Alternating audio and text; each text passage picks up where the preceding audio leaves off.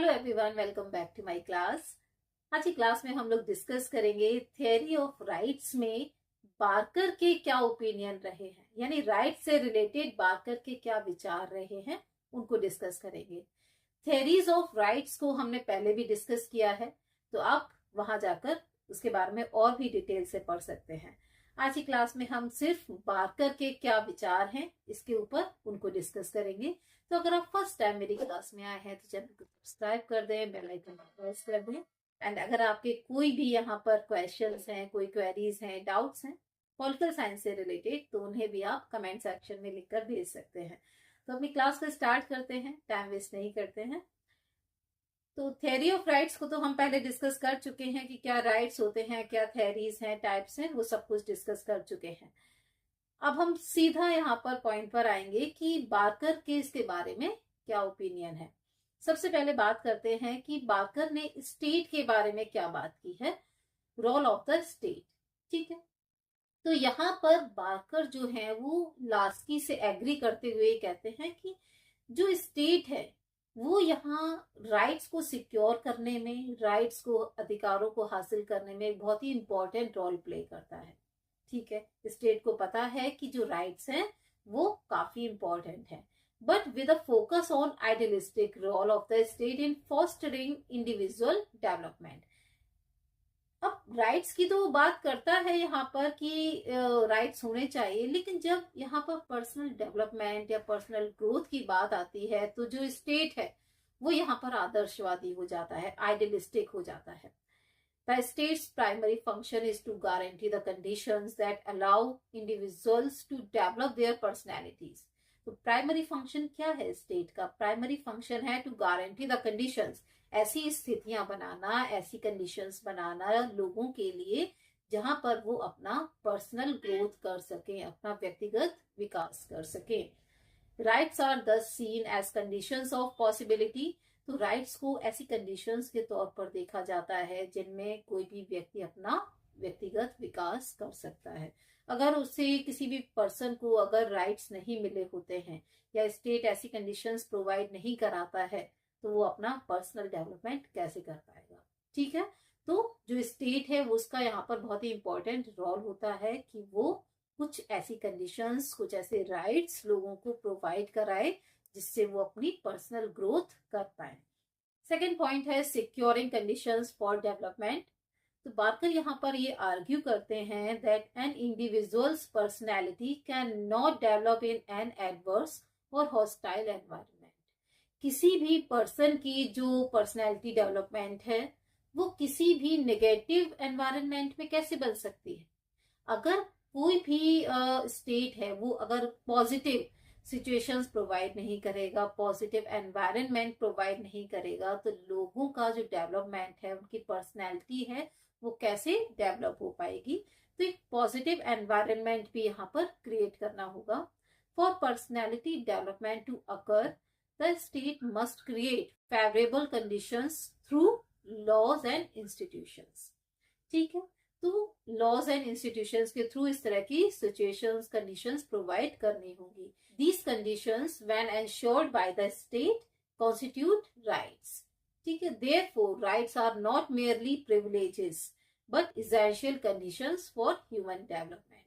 तो राइट्स क्या है? वो केवल प्रिविलेजेस नहीं है लोगों के लिए, केवल विशेषाधिकार नहीं है, वो बहुत ही जरूरी इसेंशियल कंडीशंस हैं उनके डेवलपमेंट के लिए। ओके, नेक्स्ट है moral aspect of rights. Rights का नैतिक पहलू यहाँ पर क्या हो सकता है अकॉर्डिंग टू बार्कर? तो बार्कर के जो व्यूज हैं, उसके जो ओपिनियन है वो नैतिकता पर ही बेस्ड है, अभी तक हमने जितना भी पढ़ा है। तो यहाँ पर वो क्लियरली कहते हैं कि राइट्स जो हैं वो क्लेम है और जिन्हें इंडिविजुअल ही ओरिजिनेट करता है, इंडिविजुअल ही बनाता है। और इंडिविजुअल क्या है? वो एक मॉरल पर्सन है जिसका गोल है, जिसकी लाइफ का गोल है कि वो अपनी मॉरल पर्सनैलिटी को डेवलप कर पाए, एक अपना नैतिक जो व्यक्तित्व है उसको डेवलप करे through the exercise of rights, अपने राइट्स को उपभोग करते हुए। और ये जो मॉरल एस्पेक्ट है वो यहाँ पर ये कहता है कि individual in exercising their rights should not seek to harm society.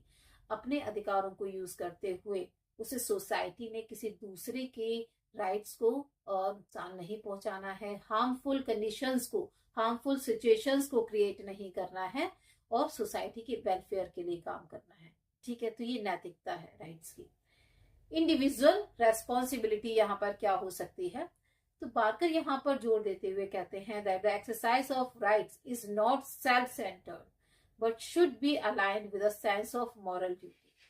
अब जो राइट्स हैं उनको हमें इस तरह से यूज नहीं करना है कि वो सेल्फ सेंटर्ड हो जाए पर्सन, कि सिर्फ उसे अपने ही राइट्स दिखाई दे रहे हैं, बल्कि उसमें एक सेंस ऑफ मॉरल ड्यूटी भी होनी चाहिए। The individual's rights should be exercised in a way that contributes positively to the common good and the welfare of others. तो राइट्स जो है किसी भी पर्सन को इस तरह से एक्सरसाइज करने चाहिए, इस तरह से अपने अधिकारों को उसे इस्तेमाल करना है कि वो सोसाइटी की वेलफेयर के लिए, कॉमन गुड के लिए, यानी सभी के अच्छे के लिए काम कर पाए। अगर हमारा राइट है एजुकेशन हासिल करना, ठीक है, तो अगर हम एजुकेट होते हैं, ये हमने अपना जो अधिकार है इसको हमने अचीव कर लिया, हमने एजुकेशन ले ली, तो इस एजुकेशन को हमें सोसाइटी के वेलफेयर के लिए लगाना है। इस तरह के जो व्यूज हैं ये बार्कर के हैं। तो the exercise of rights in Barker's view should be motivated by a moral determination to enhance society. तो बार्कर्स के व्यू में यहाँ पर वो कहते हैं कि राइट्स को इस तरह से यूज किया जाना है कि सोसाइटी को एनहेंस कर पाए, मॉरल डिटर्मिनेशन के साथ, एक नैतिक दृढ़ संकल्प के साथ यहाँ पर पर्सन को काम करना चाहिए ताकि वो सोसाइटी को बढ़ा सके, उसका डेवलपमेंट कर सके, rather than seeking personal advantage. अपना पर्सनली लाभ नहीं लेना है at the expense of others, दूसरों की कीमत पर, दूसरों को नुकसान नहीं पहुंचाना है और ना ही सिर्फ अपना ही पर्सनल एडवांटेज उठाना है। हमें सोसाइटी के वेलफेयर के लिए ही काम करना है विद द मॉरल डिटर्मिनेशन। चलिए, तो ये सभी की इंडिविजुअल्स की रेस्पॉन्सिबिलिटी है अकॉर्डिंग टू बार्कर।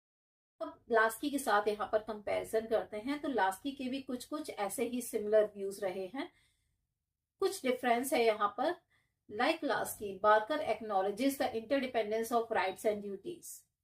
तो यहाँ पर बार्कर की तरह लास्की भी ये मानते हैं कि जो राइट्स एंड ड्यूटीज हैं वो इंटरडिपेंडेंट है। अगर आप राइट्स की डिमांड करते हैं तो ड्यूटीज को भी फॉलो करना होगा। ऐसा नहीं है कि आप सिर्फ राइट्स की ही डिमांड करते रहें और ड्यूटीज को आप फॉलो ना करें, तो ये पॉसिबल नहीं है।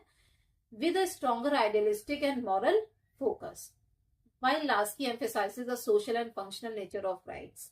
लास्की क्या है, सोशल और फंक्शनल नेचर की बात करते हैं, जबकि बार्कर यहाँ पर मॉरल डेवलपमेंट और इंडिविजुअल रेस्पॉन्सिबिलिटी की बात करते हैं।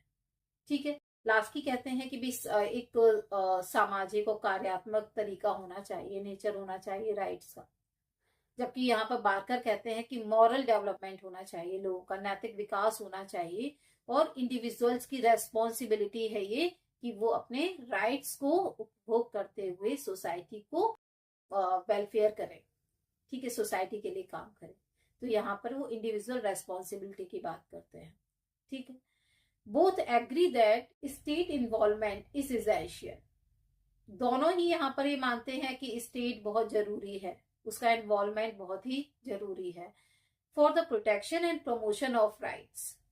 But Barker's view is more focused on the moral aspects of rights and their role in personal development. Clear? चलिए, तो ये तो सिमिलैरिटी रही यहाँ पर। अब बात करते हैं कुछ की डिफरेंसेस की फ्रॉम लास्की। तो यहाँ पर पॉइंट्स हम लोग देखते हैं। पहला है आइडियलिज्म वर्सेस प्रैग्मेटिज्म। ठीक है, आदर्शवाद बनाम व्यावहारिकता।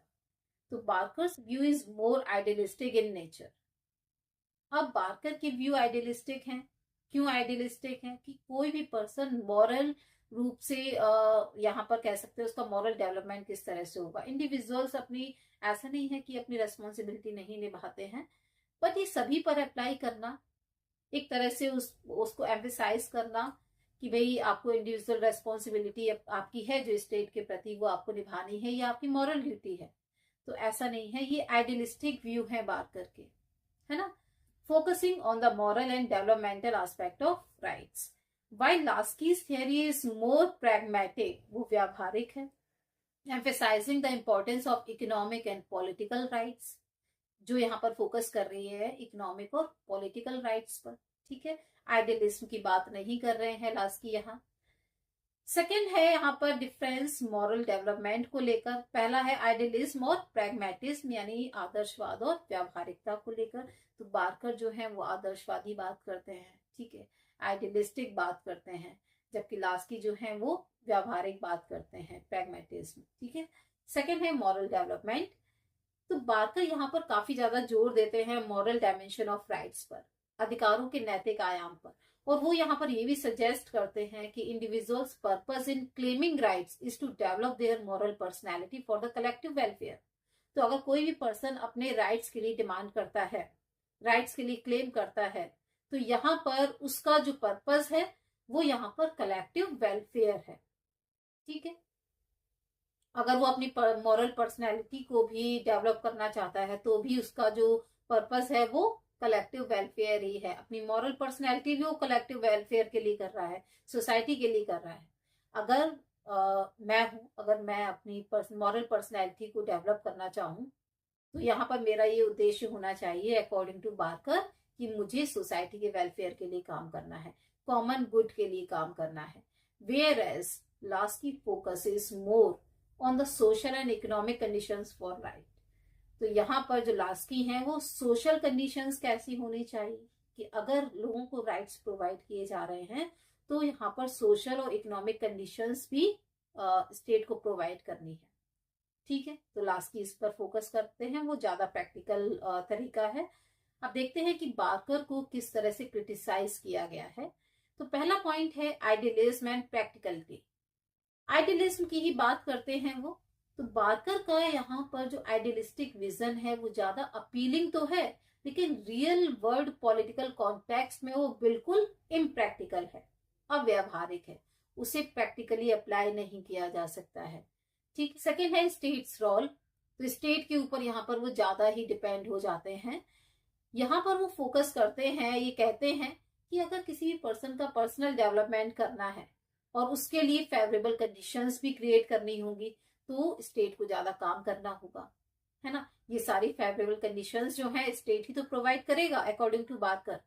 तो यहाँ स्टेट के ऊपर वो ज्यादा फोकस कर जाते हैं, जबकि यहाँ पर उनको फोकस करना चाहिए था इंडिविजुअल इनिशिएटिव पर या फिर सिविल सोसाइटी पर। एक नागरिक समाज की भी यहाँ कुछ भूमिका होनी चाहिए राइट्स के लिए, या फिर जो फेवरेबल कंडीशंस हैं इंडिविजुअल्स के लिए उनको बनाने के लिए। तो नागरिक समाज की क्या भूमिका होनी चाहिए, या फिर जो प्रेशर ग्रुप्स हैं उनकी क्या भूमिका होनी चाहिए, या फिर इंडिविजुअल्स को किस तरह के इनिशिएटिव लेने चाहिए, इसके बारे में वो कोई भी बात नहीं करते हैं। सारा फोकस, सारा जोर जो है वो स्टेट के ऊपर उनका रहता है कि स्टेट ही फेवरेबल कंडीशंस क्रिएट करके देगा, ठीक है। तो इस बात को लेकर भी इनको क्रिटिसाइज किया जाता है। तो आज की क्लास में हम लोगों ने डिस्कस किया है कि राइट्स को लेकर और स्टेट को लेकर बार्कर की क्या थिंकिंग रही है, क्या विचार रहे हैं। आई होप सो आपको ये सारी चीजें क्लियर हो गई होंगी। किसी भी तरह के डाउट हो तो आप मुझे कमेंट सेक्शन में लिखकर भेज सकते हैं। मिलते हैं किसी और क्लास में ऐसे ही टॉपिक के साथ। Take care, bye bye.